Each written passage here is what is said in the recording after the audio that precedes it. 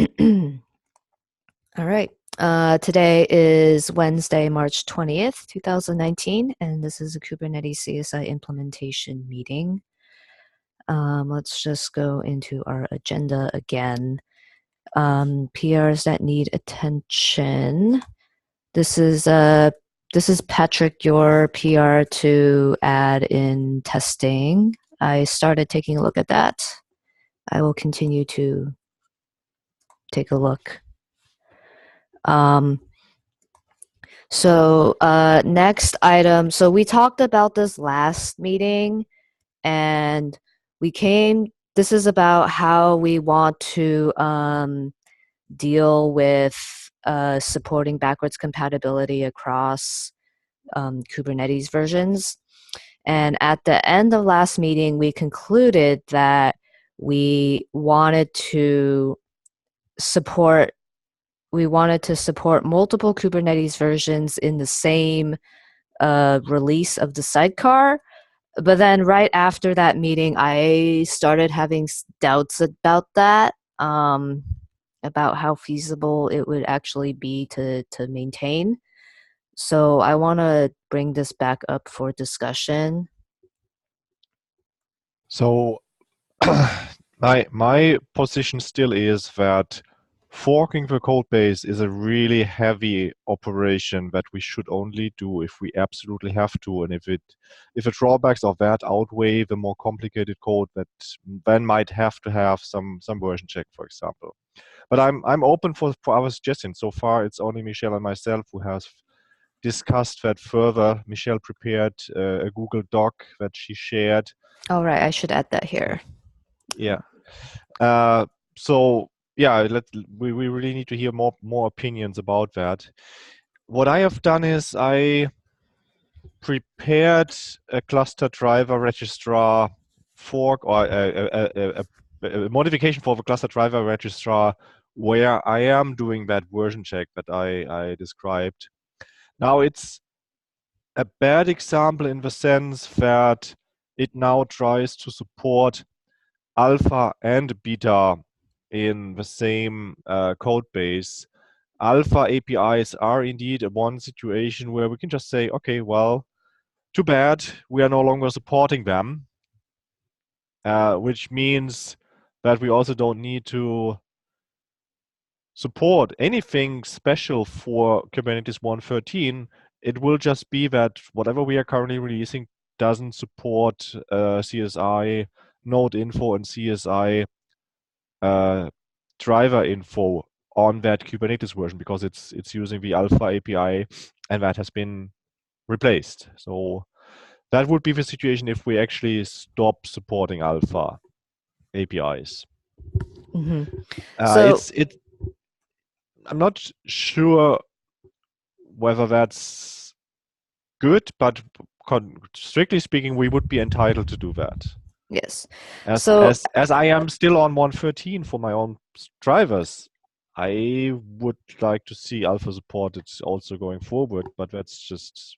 So at least for me, like, I think because as a sidecar, we serve as glue between Kubernetes 1.13, Kubernetes version and a CSI spec version, I think it's not unreasonable to also align our sidecar releases with Kubernetes releases.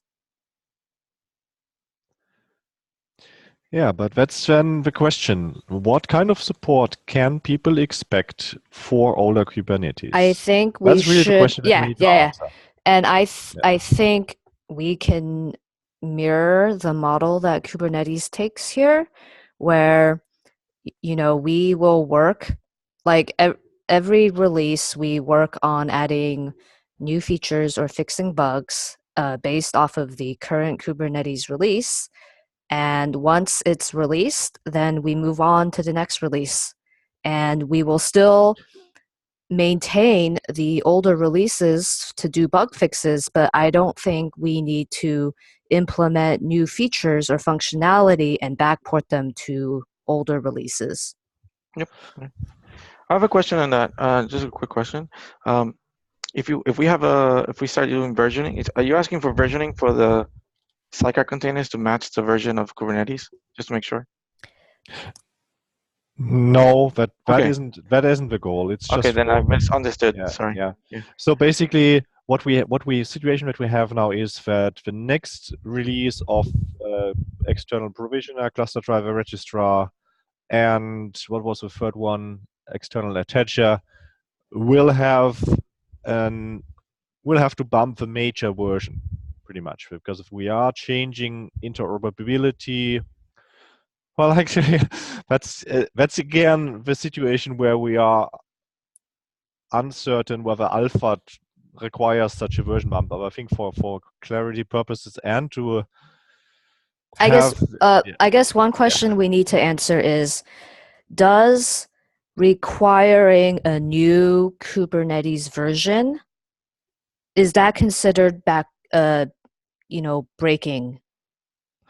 yeah. I And think I if think that's that it considered yeah, yeah, breaking, then we should bump the major version, yeah. right? It's If probably the right thing to do in this case, even though the incompatibility only exists for the alpha features. Well, so I guess no, I no, guess the no. other question though is like, so anytime we add something to the sidecar that increases that relies on a new Kubernetes API in a newer version, that's technically breaking backwards compatibility for older releases.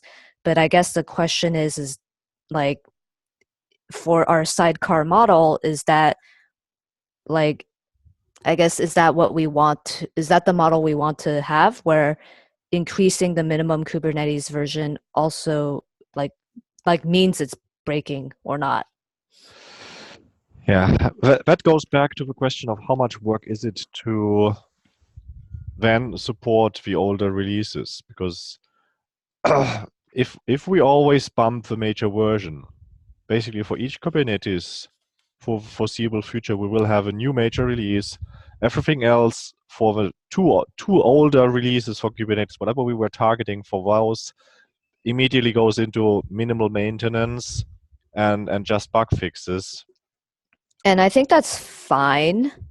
Um, for the most part, like most of the features that we're adding to these sidecars are dependent on Kubernetes APIs. Yeah. My concern is that we are also adding a lot of improvements that we then need to backport. Because Yes, these are strictly speaking, all the work that Jan has done on making external provisioner more error resilient, all of that is bug fixing. All it of that is. needs to be backported. Correct. Agree. And my concern is that this creates a lot of work for us that we can avoid if we are a little bit more flexible in how we use new features. That's the point that I was trying to make with this version check. I It's guess a the main problem is that, like, so I'm using topology as an example because that's especially complicated, but like, to implement topology, we already have to consider a number of backwards compatibility situations, with assuming that there are nodes where the feature is off and we still want things to continue to work. Um, like, already ironing out all those specific corner cases and implementing logic for that in the external provisioner is already pretty complicated. And then if we also had to add to that code logic to handle the alpha feature, then that, like, the code is completely unmaintainable at that okay. point. I trust your assessment on that one. So that probably is a good reason to say, yeah, we need to fork the code base. What I want to avoid is where we make that a dogmatic solution for all cases. And your document currently says that whenever we depend on a new Kubernetes feature, we always do a major fork. Yes. And I think that might be too strong. There might That be is cases. something, so that's something that actually Client Go does. If you look at the Client Go repository, every new release is a new major version, exactly for the reason that like there may have been things like API dependencies there that are no longer valid when we bump the Kubernetes version. In the style of Chrome, in other words, release 45, release 46. Yeah. Like I'm coming in new. I'm listening to you guys. Um, I don't really have an opinion either way. I just want that there's a document that describes which ones map to which Kubernetes and which CSI version. That's all. Mm-hmm. I know, so bumping the major version like pretty off, like at least right now, since we are still doing quite a bit of active development, we would likely bump the major version every release. So it seems, a bit fast, especially compared to like the model that Kubernetes uses to release versions. But I think at least once things start stabilizing and we stop adding new features, then this should go down.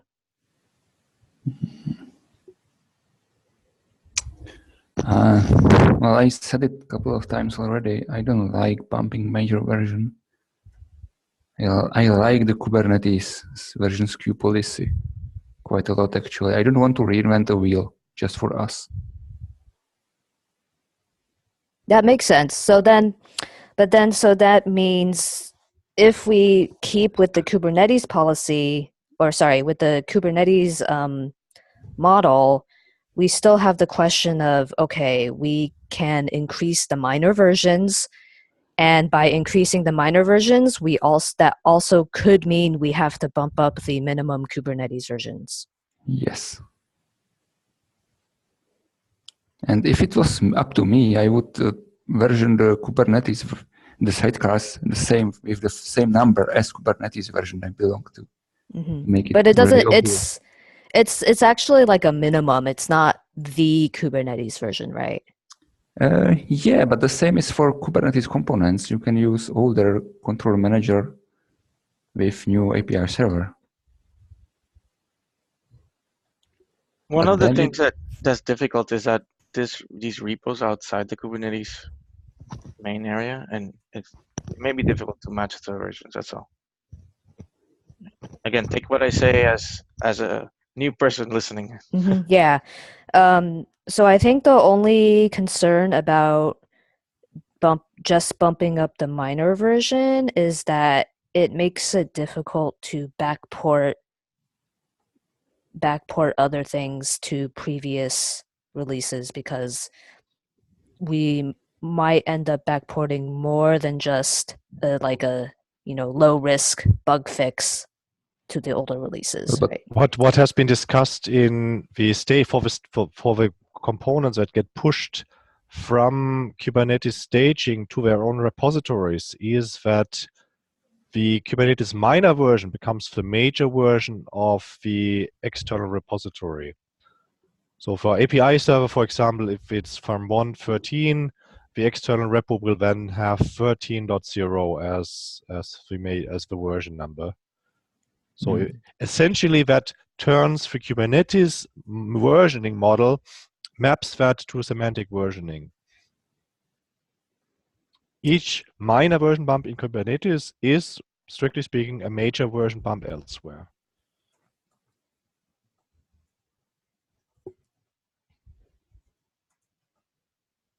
Maybe not that bad. That's okay, probably. If others do the same. It's not currently done for the Kubernetes repositories, but there is a bug open where that solution has been proposed and it just hasn't been implemented. Oh, okay. If you can link to that proposal, that would be good. Because the only one I'm familiar with is Client Go, which does it bumps up the major version, but it doesn't map to the, it doesn't map one-to-one with the, where am I going to find this?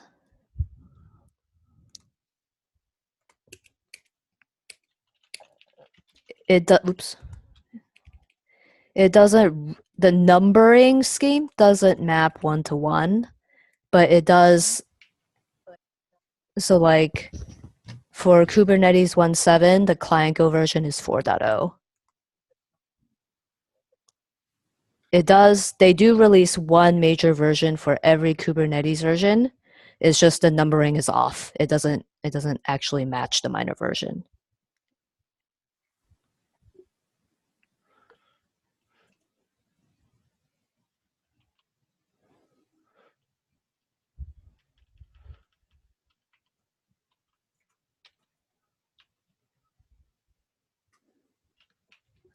All right. But anyway, yeah, Patrick, if you can find that proposal, that would be good. I'm Oh, editing okay. the document at the moment. Okay, awesome. I will take a look at it, and I'll also maybe if there's other, I'll see who else is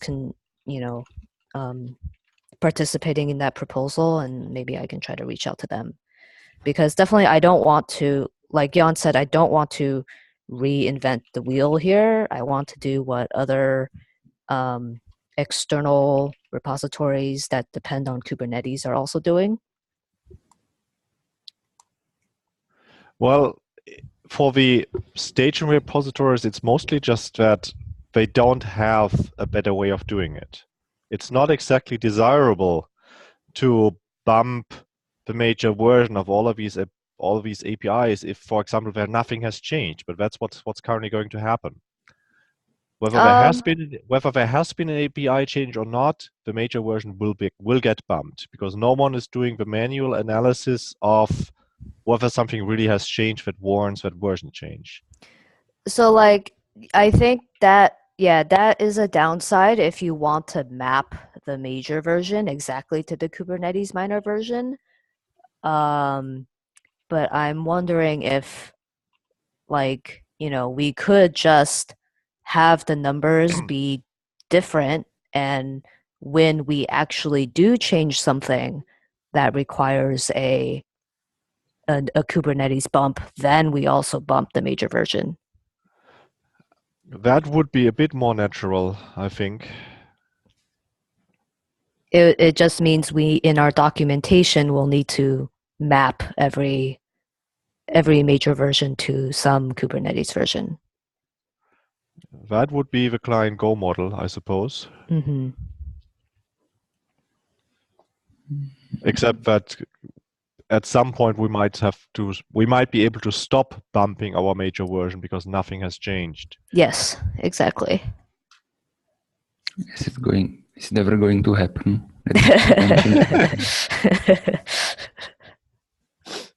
Like, I'm on the project for 4 years, and we always change something. I think either way, either by bumping the major or by bumping the minor, either way, like, we do want to support, the current 3 releases of Kubernetes. I would prefer that, like, once we release something, we don't really backport new features to older releases, and primarily bug fixes. I think either model, either bumping the major or bumping the minor, can support that.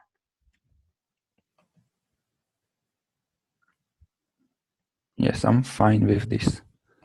Like, just bug fixes in the older versions.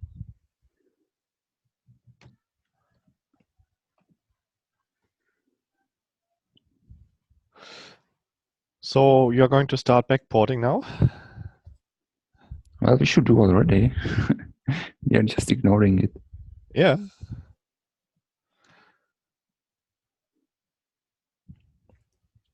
Okay.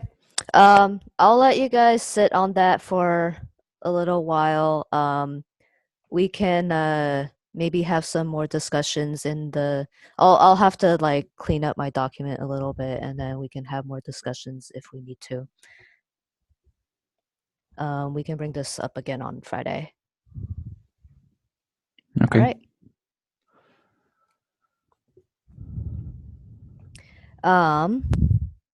All right. There was, so I guess in the Slack we were discussing some issues with staging directories. Did we want to discuss that now? It's not on our agenda.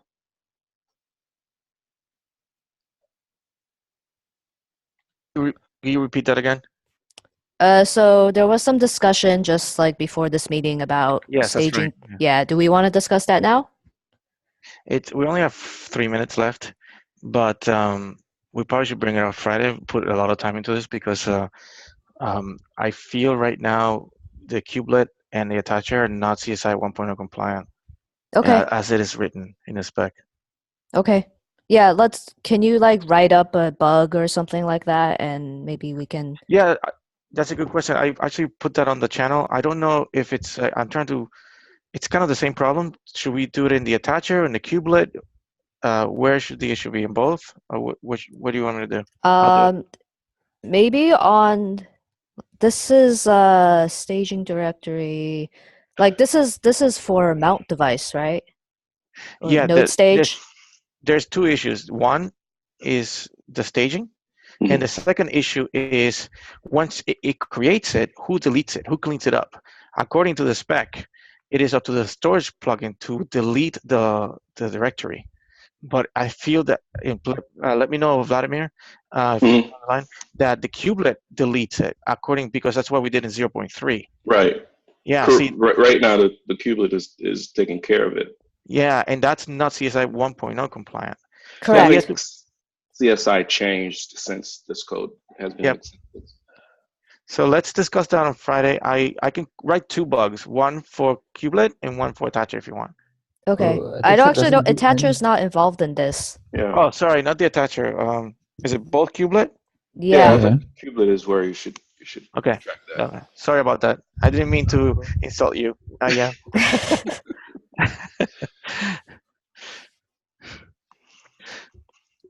All right. All right. Okay. Yeah, just when you create the issue, just ping all of us so we can take You a got it. look. I'll put it on the channel. Yeah. Awesome. Yeah. All right. So we don't have much time to go through 114 stuff. I think we're mostly there. I think Xing, you have one PR out for the informer initialization.